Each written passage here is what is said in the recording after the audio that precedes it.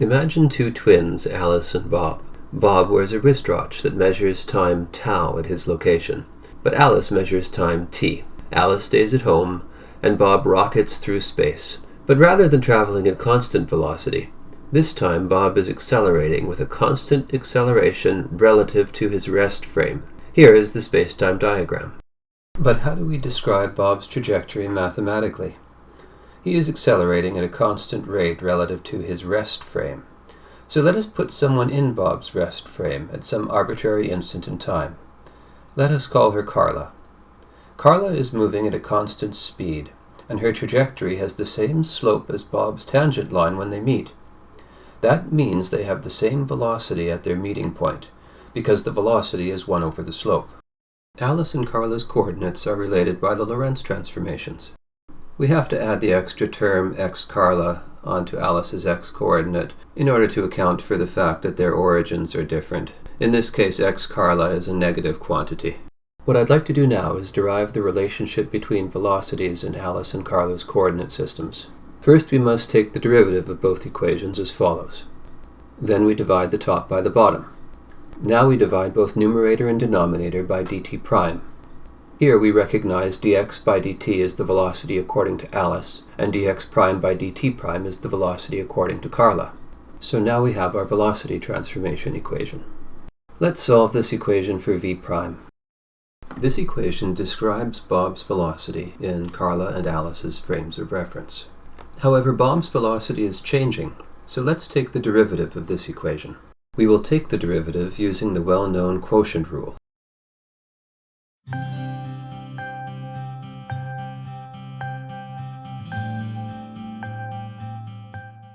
Now u is Carla's speed, which is a constant, so the derivative simplifies as follows. This equation is now in a good form to make some simplifying substitutions. At the white dot, when Carla is in Bob's rest frame, their speeds match, so u equals v. At that same moment, Carla measures Bob's constant rest frame acceleration to be dv prime by dt prime, which we will call a naught. Let us make these substitutions and see what equation we arrive at.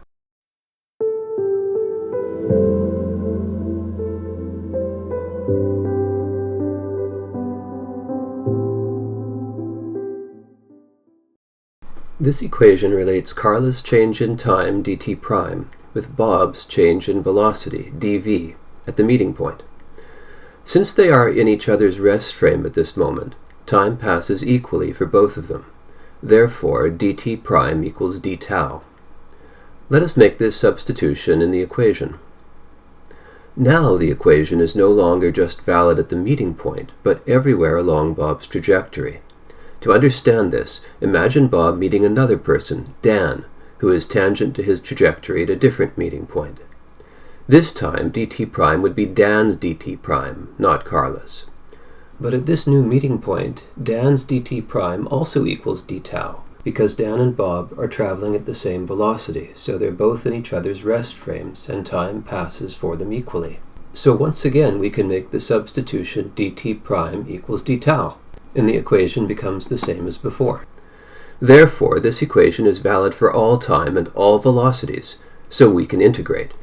The left-hand side of this integral is a naught tau, and the right-hand side of this integral is inverse hyperbolic tangent v. Solving for v yields v equals hyperbolic tangent a naught tau.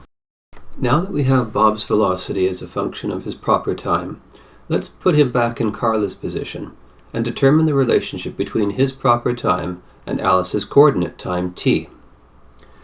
We know at the meeting point that Carla and Bob's velocities match, so Carla's speed u equals Bob's speed v, which is hyperbolic tangent a naught tau. But although Carla and Bob's velocities match, their times, t prime and tau, are different because their velocities don't match everywhere along their trajectories. Another problem is we don't know x Carla, the x-coordinate of Carla's origin.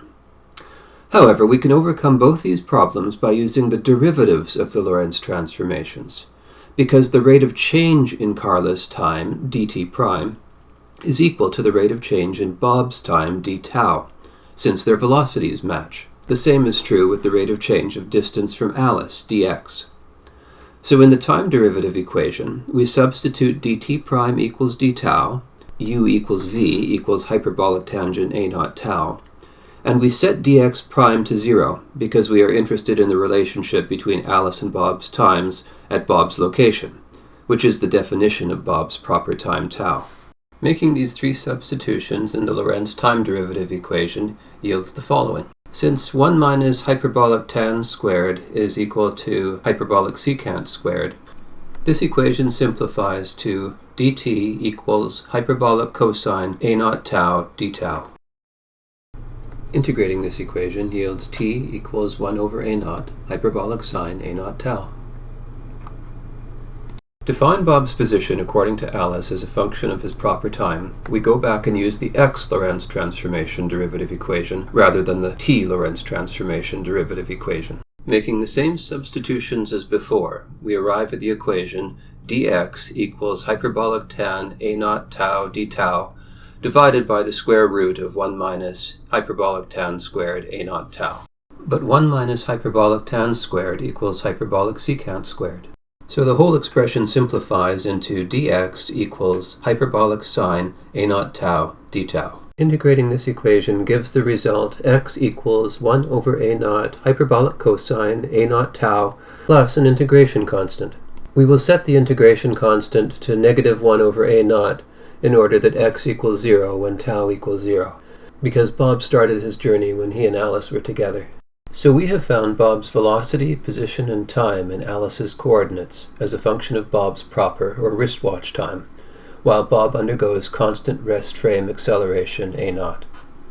In the next video, we will see how Bob's rest frame coordinate system is related to Alice's coordinate system. Thank you for watching.